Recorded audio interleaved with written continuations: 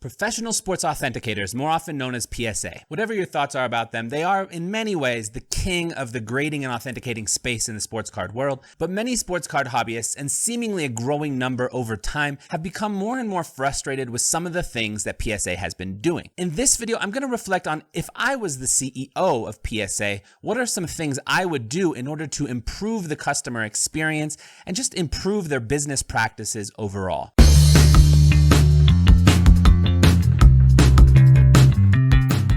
Now, before I get into this, I should mention, there is construction work going on in my backyard. There's construction work going on in my front yard. I'm going to try my best to not record during the times when it's the loudest. Number one, big one, increase transparency. There's a real and palpable distrust of PSA among quite a large portion, and I'd say a growing portion of the hobby community. And a large portion of that distrust stems specifically from a lack of transparency. And this lack of transparency can be seen in a number of things that PSA does. And I think it would be quite easy to solve this customer perception because there's a lot of things that are perceived about PSA that might actually not be true, but without transparency, it's hard to know. And it's easy for people to jump to worst case scenario kind of situations if there's not transparency and they can't clearly see the positive or the negative either way. So first thing I would do is increase transparency. I'll just look at a few examples of what I mean by this. For one, just related to grading, PSA provides no sort of customer feedback, subgrades, anything of any sort. This is not only PSA, but this is something that I think if there was some level of customer feedback as to the grade, why it received that specific grade, there'd be a lot less pushback about potential nefarious things that go on when they see certain cards getting graded PSA 10,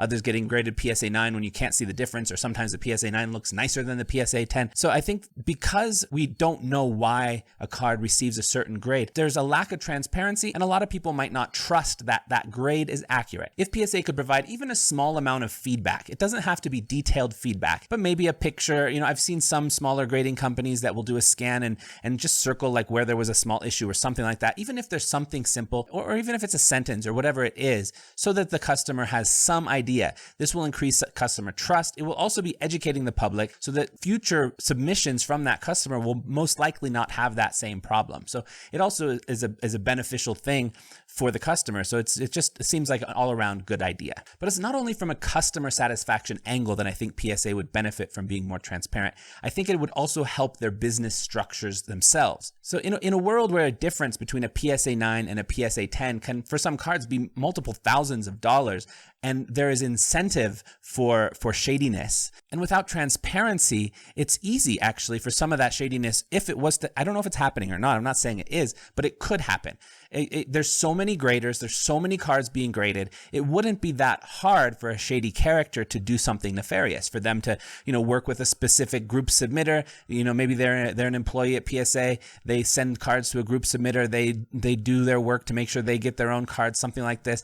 It's totally possible something like that could happen when there is a lack of transparency. I assume that PSA does have some form of internal controls to prevent this sort of thing. But again, because the customer doesn't know what those controls are, there's lack of transparency with that. It again erodes customer trust. And even if PSA is doing something to prevent shenanigans from happening, we, the customer, don't know. And I feel like that's something that could easily be solved with some small things. I don't know the internal workings of the company, but I feel like if they are making efforts in those regards, they would be telling us. I mean, it would be to their advantage to be telling us, and they don't tell us much of anything on what happens internally, and I think that's a mistake. The number two thing I would do if I was the CEO of PSA is improve customer service and communication with customers.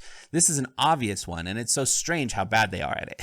By this point, probably everybody has watched the videos and the ongoing process that Ty from Bench Clear Media has been going through, where he submitted a bunch of cards and he got back a wrong card. He didn't get back one of the Trey Lance cards. That was quite valuable one that he submitted, and he got some other random card back. And then, he went through this whole process. It was in a series of a few videos where he went through a whole process of trying to communicate with customer relations over at PSA, and that was a massive headache. Called early in the morning and couldn't get all day long, couldn't get hold of any human being.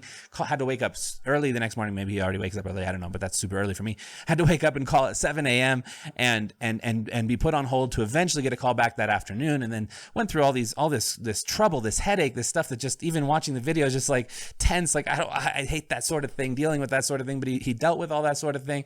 it was okay. Seemingly there was going to be some kind of reimbursement. PSA sent him a contract related to this reimbursement, and within the contract was a non-disclosure agreement where he agreed not to talk about this situation with other people. And there's so much wrong in that story that outlines some very obvious things that PSA could do to improve customer service.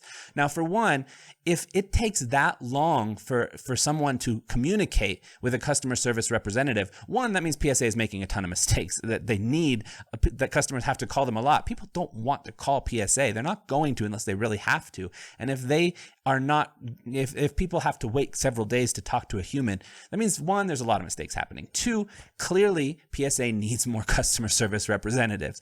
That should be a straightforward thing. You're bringing in more and more business. Some of that money from that new business needs to go into improving the structure of customer service, obviously. Then when it came to the stage of them wanting to reimburse and having that non-disclosure agreement, that I feel like there was a business structure in there that is just really not well thought out. In an environment where there's already a lack of trust because of a lack of transparency, to also have within your contract language that your customers can't share their experiences with others adds to this feeling of distrust. And I feel like that's something that could be avoided so easily. Making a mistake is okay. It's reasonable for PSA to accidentally lose a card. As terrible as that is, they're grading 1 million cards every month. They're gonna lose some. They're gonna damage some. There's gonna be some things that happen. Human error is inevitable. But how you deal with that human error is where you will see a good business. And I don't see that from what PSA was doing in this example with Ty, and what I've seen from other examples as well. They shouldn't hide their mistakes. They should say, yes, we made this mistake. We're gonna make this right for you. This is what we're going to do. And whatever it is that they do, maybe it's a reimbursement and add in some kind of credit for future grades or whatever it is, they do something, they really make it right so that customer ends with a positive experience, and they go and share that experience with others, and they can share the negative, the mistakes that PSA made, but also share what PSA did to make it better. And a lot of people will respect the company that does that, even if they made the mistake, as long as they dealt with the mistake well. But by trying to hide their mistakes from customers, it adds to this ever-growing pile of distrust that customers are having in PSA.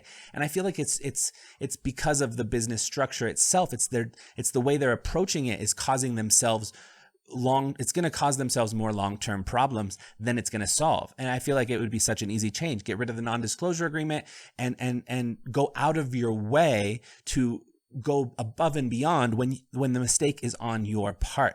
They're making enough money. They have 1 million cards they're grading every month. They can make it right when they do make a mistake, and they're going to make a mistake, and that should be in their budget. In this case with Ty, basically what they've done is they've eroded trust in a long-term customer. They've eroded trust on anybody else who hears from it because they are trying to hide it. If they had approached it in an entirely different way and said, hey, we're sorry, we made this mistake. Here's how we're going to make it up to you, A, B, C, D. Ty listens to that. He's like, well, okay, that's no doubt about it. That's great. Because if PSA's doing something that really truly is going above and beyond to make it right, then the customer's gonna be like, yeah, that's great. And then he's gonna also share, this is what happened. I had this difficulty. They lost this card. It was really bad. I was getting kind of angry, but then I talked to them. My anger went away. I felt like they were really trying to take care of me. They were doing their best, to make it right. And now I've had this great feeling, and it ends with this really positive feeling that he's also sharing with others. That's what you want as a company. You don't want to force your customers to lie by omission. To legally require them to lie by omission is not something that's going to cause a return customer to come back. It's going to make customers feel uncomfortable working with you. So it doesn't make any sense to me that this is their approach. Number 3, and I kind of touched on this one in the first one, but there should be a hard and fast rule that employees, including the CEO, are not allowed to use the grading service of the company. Now, you probably watched the video, a series of videos that different people have released about Nat Turner and how he submitted some of his cards to grade at PSA. They came back with high scores, and there was some of those cards that seemed like, wow, when you looked at them closely, like, how did that pull off a PSA 10? Actually, if you don't know what I'm talking about, check out Dan the Cardman. He had a series of videos about it that I think were quite good.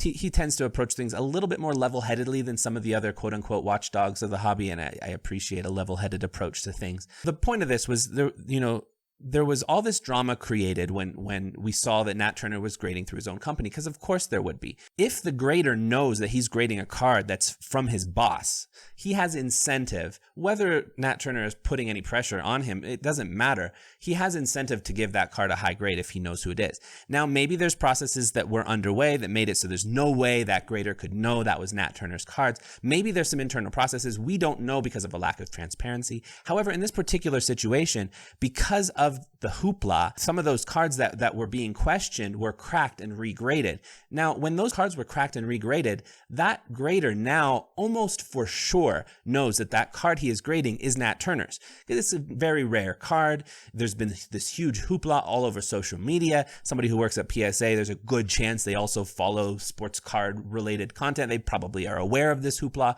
So there is an extremely high percentage chance that the grader knows this card is Nat Turner's.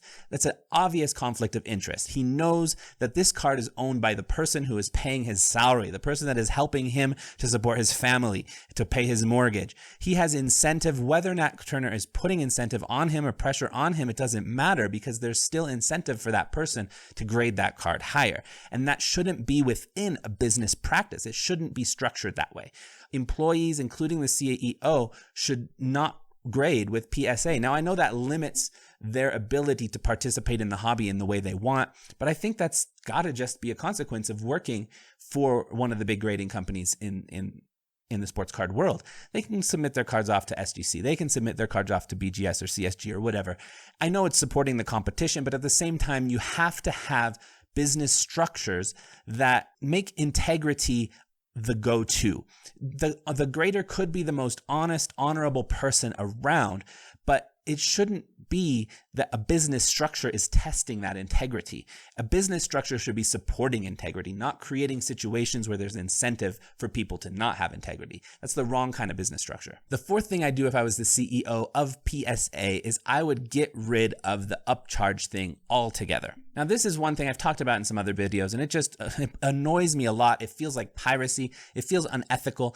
Plus, it feels like there is room, again, another business structure that incentivizes dishonesty. If a grader knows that if this card gets a PSA 9, its value will be this number. If it gets a PSA 10, its value will be this number. PSA will get to upcharge. Their company will make more money. It creates incentive for giving higher grades to valuable cards because it financially benefits their company. So again, maybe they're not doing that. Maybe the graders there, all of them, 100% of them are completely honest and honorable. Maybe that's the case, but the business structure shouldn't be structured in a way that incentivizes dishonesty, that incentivizes a lack of integrity. And I feel like the upcharge creates space for that. When it comes to the charge that PSA is charging, they're charging for a service. That service has nothing to do with the value of that specific card. Whatever card they get, they should be careful with it. Whatever card they get, they should look closely at it. They should give an accurate, to the best of their ability, grade. Maybe if they have a $1 million card, maybe if they spend an extra couple of minutes looking at it as opposed to some $5 base card, okay, that's fine.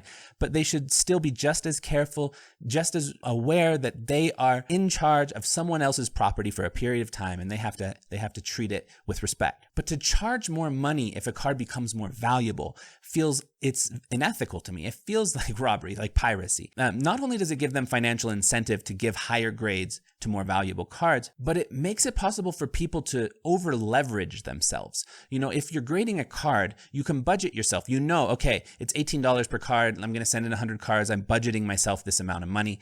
But then suddenly maybe you get a upcharge that's significant.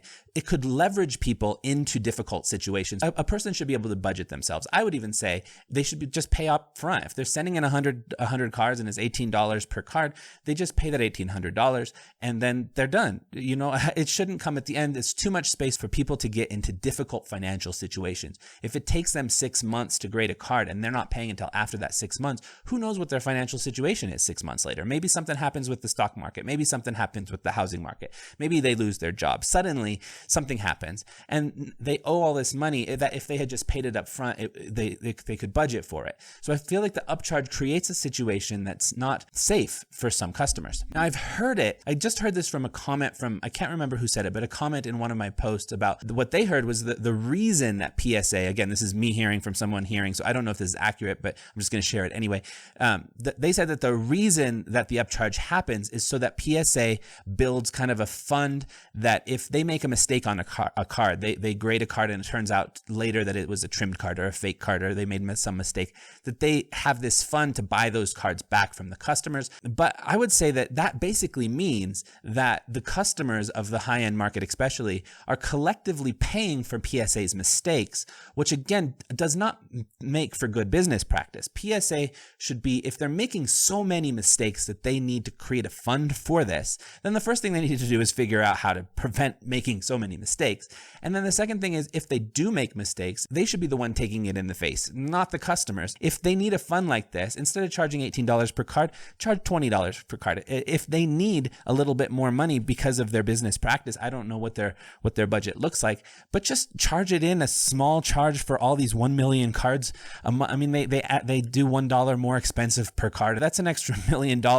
They don't need to charge this massive upcharge for one single card. Just spread it out like that.